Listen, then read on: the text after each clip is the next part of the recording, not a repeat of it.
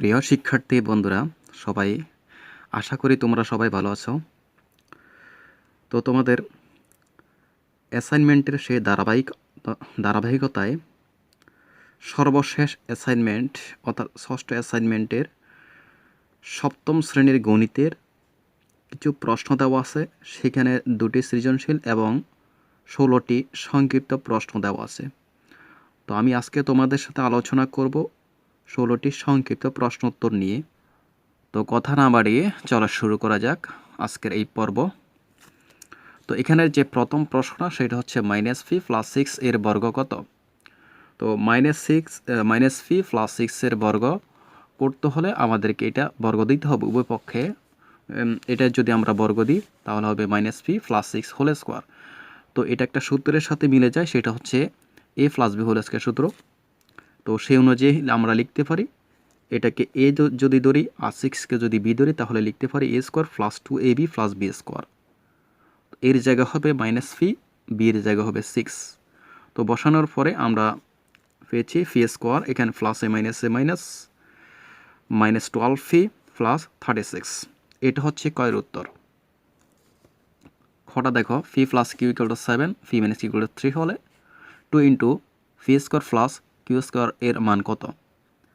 তো আমরা যেটা দেওয়া আছে লিখলাম, φ + q হচ্ছে 7, φ - q হচ্ছে 3। তো আমাদের একটা সূত্র জানা আছে যে 2 × a² + b² সূত্র, সেটা হচ্ছে a + b whole square plus a - b whole square. তো সেই সূত্রটা আমরা যখন ইউজ করেছি তাহলে দেখো এখানে φ + q whole square plus φ - q whole square. তো আমাদের যেহেতু মান দেওয়া আছে, মান লিখলাম 7² 3²। তাহলে টোটালি হবে 58। এটা হচ্ছে ক্ষয়ের উত্তর, 2 নংয়ের উত্তর। তো সেখানে 3 নম্বরে আছে, দেখো 3টা রাশি দেওয়া আছে, এদের লসাগু নির্ণয় করতে হবে। তো এটি এক এক জনে এক এক পদ্ধতিতে করে। তো আমি এই পদ্ধতি করলাম, প্রথমে সংখ্যাগুরুল যতগুলা সংখ্যা আছে তাদের লসাগু করলাম। 3, 5 এর লসাগু হবে 3 × 5 = 15, যেহেতু এগুলো মৌলিক। এর পরেরটা দেখো, প্রত্যেকটা বর্ণের এক এক করে লসাগু, প্রথমে এ, তারপর বি, তারপর সি, তারপর ডি। যে রাশিতে যে বর্ণ থাকবে না সেখানে 1 ধরা হয়েছে। তো তোমরা দেখতে পাচ্ছ লসাগুর জন্য সর্বাধিক যে পাওয়ার সেটা ধরা হয়। তাহলে এখানে সর্বশেষ যেটা আসতেছে 15a³ b² c d²। এটা হচ্ছে 3 নংয়ের উত্তর, সঠিক উত্তর। এর পরেরটা দেখো, 4 নং প্রশ্ন দেওয়া আছে x³ - 25x আর x² + 2x - 15 এর গসাগু। তো এদের প্রত্যেকের যে কাজটা করতে হবে, যেমন প্রথম রাশি লেখার পরে এখানে x কমন যায়। তো x কমন নেওয়ার পরে দেখা যাচ্ছে ভিতরে যে x² - 25 আছে। তো সেখানে x² - y² এর একটা সূত্র ইউজ করা যাবে বা সেই ফর্মুলাতে নিয়ে আসা যায়। তো a² - b² এর সূত্র ইউজ করলে হবে a + b × a - b, সেই ফর্মুলাতে নিয়ে আসলাম। এরপর 2 নং যে রাশিটা আছে সেই রাশির মধ্যপদ ভেঙে উৎপাদকে বিশ্লেষণ করতে হবে। উৎপাদকে বিশ্লেষণ করার পর গসাগুর যে নিয়ম সেটা হচ্ছে প্রত্যেক রাশিতে যেটা মিলে, যে যদি কোনো সংখ্যা মিলে বা কোনো উৎপাদক মিলে যায় সেটাই হচ্ছে গসাগু।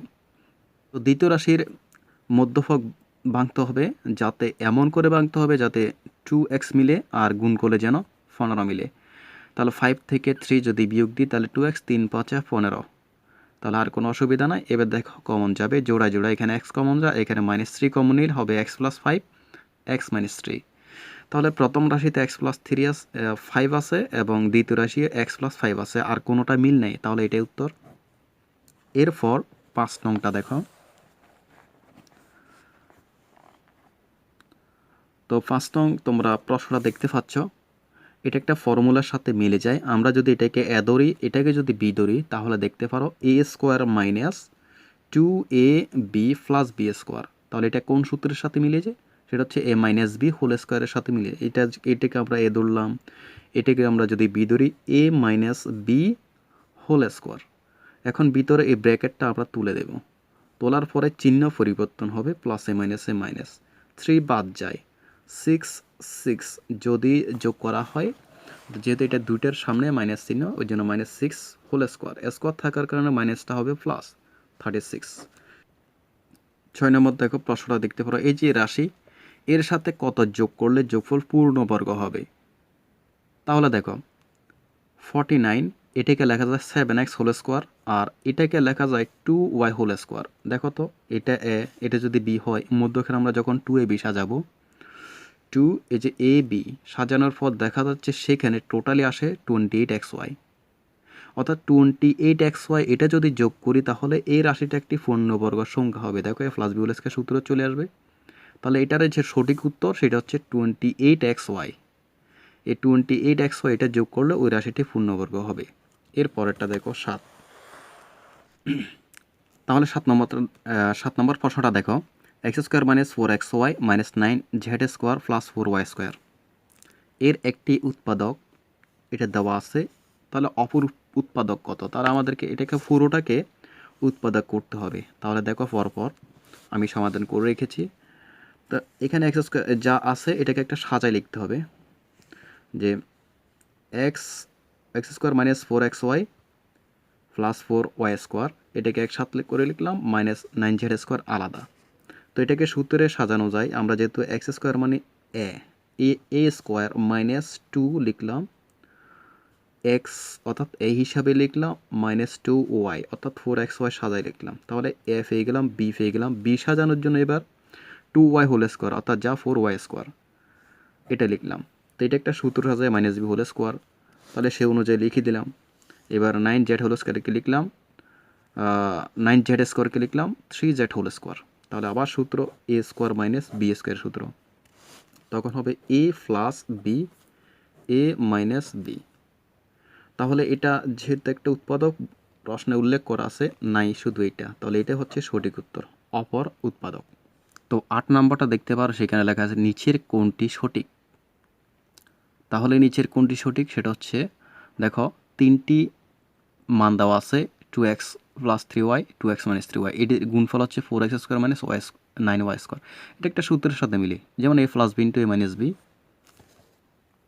এ plus b into a minus b, তাহলে এটা হবে এ স্কোয়ার মানে বি স্কোয়ার। তাহলে এটাকে আমরা ক্যালকুলেশন করলে 4x square minus 9y square, যে এইটার সাথে মিলে, তাহলে এটা সঠিক।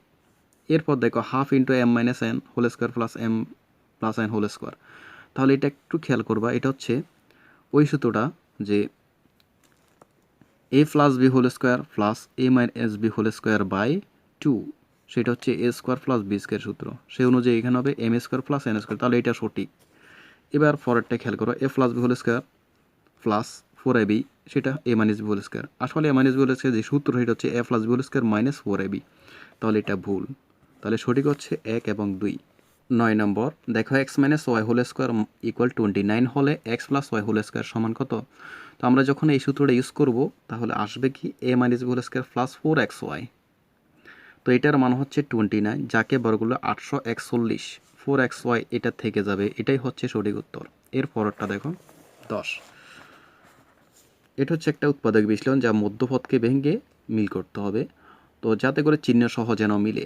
তাহলে এটা করলে হবে 6কে 6, আবার 6 থেকে যদি x বিয়োগ দিই তাহলে 5x। তো এটা এমনভাবে ভাঙতে হবে, আবার 3 গুণ 2, এটা কিন্তু যোগ করলে 5 হয়, আবার গুণ করলে 6 হয়, কিন্তু এটার চিহ্ন মিলে না, ওই কারণে এটা দিয়ে ভাঙা হবে না, হবে এটা দিয়ে। তো এটা জোড়া জোড়ে কমন নেওয়ার পর আসবে x plus 6 into x minus 1। এবার এর পরেরটা দেখো, যে একটি সমাধান দেওয়া আছে 5 into x minus 3 equal to 10, সমীকরণের মূল কত? মানে মূল বলতে সমীকরণটির সমাধান অর্থাৎ বীজ কত। তাহলে এখান থেকে আমি সরাসরি করলাম, তোমরা আলাদা করে লিখবা। তো এখান থেকে 5 দ্বারা যদি ভাগ দিই তাহলে হবে 2। এখানে সমাধানের নিয়ম হচ্ছে 3কে এখানে ট্রান্সফার করে দিতে হবে, যেহেতু বীজের মান বের করতে হবে। তো এখান থেকে 3 যদি বার করে দিই প্লাস হবে, যা যোগ করলে হবে 5। এটা হচ্ছে সঠিক উত্তর। সমীকরণের মূল হচ্ছে 5। তো 12 নম্বর প্রশ্ন হচ্ছে, কোন বিধি অনুযায়ী 2x plus 3 equal 7x minus 5কে 7x minus 5 equal 2x plus 3 লেখা যায়?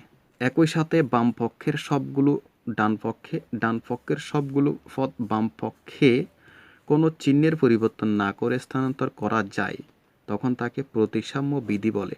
তাহলে এই বিধিটাকে বলা হয় প্রতিসাম্য বিধি। তো এটা তোমরা এইভাবে লিখবা, এই বিধিটা হচ্ছে একটি প্রতিসাম্য বিধি। এরপর 13 নংটা দেখো, -1,3 বিন্দুটি কোন চতুর্ভাগে অবস্থিত? তোমরা চাইলে এরকম পাশের চিত্র অঙ্কন করে এটা plus plus minus plus minus minus plus minus দিয়ে প্রথম চতুর্ভাগ দ্বিতীয় চতুর্ভাগ নাম দিতে পারো এইভাবে। তাহলে এটা চিহ্ন অনুযায়ী পড়ে, এটা মাইনাস এটা প্লাস, অর্থাৎ মাইনাস প্লাস এক্সের মান মাইনাস ওয়াইয়ের মান প্লাস, সেই অনুযায়ী হয় দ্বিতীয় চতুর্ভাগ। তাহলে এটা হচ্ছে দ্বিতীয় চতুর্ভাগে অবস্থিত। এর পরটা বলা আছে কি, কোনো বিন্দুর ভুজের মান শূন্য, কোনো বিন্দুর ভুজের মান শূন্য কোন অক্ষের উপর অবস্থিত? তো সেটা হচ্ছে কিন্তু বন্ধুরা ওয়াই অক্ষের উপর অবস্থিত হয়। 15 নম্বর, কোন সংখ্যা থেকে -6 বিয়োগ করলে বিয়োগফল -12 হবে? মনে করি সংখ্যাটি এক্স, যেহেতু আমাদের জানা নাই, তো ওই সংখ্যা থেকে ওই -6 যদি বিয়োগ করি তাহলে -12 হবে। তো সেখান থেকে আমরা ব্র্যাকেট তুলে দেওয়ার পর যা পাচ্ছি সেটা হচ্ছে -18। অর্থাৎ তোমাকে সাজায় লিখতে হবে এইভাবে, -18 থেকে -6 বিয়োগ করলে বিয়োগফল -12 হবে।